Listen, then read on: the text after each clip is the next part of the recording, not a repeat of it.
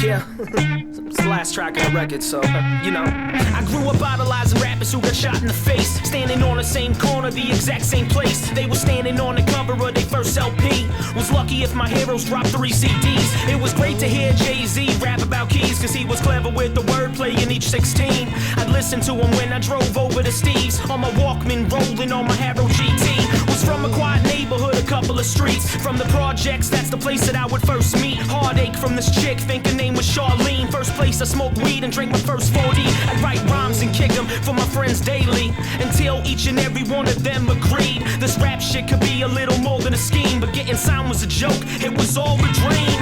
Know that you don't love me, I don't care.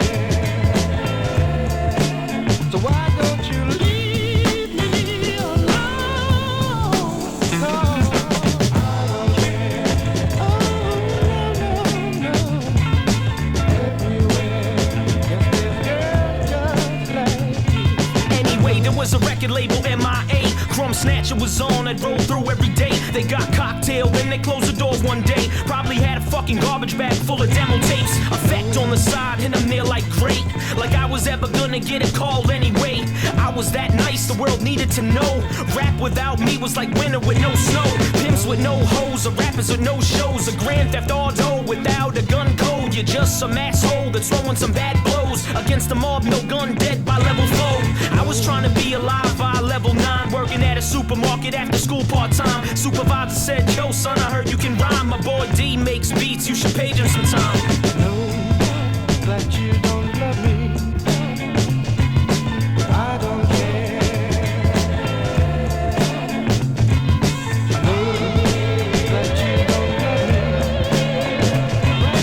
I don't care. So why don't you leave me alone? No, I don't care. Oh, no, no.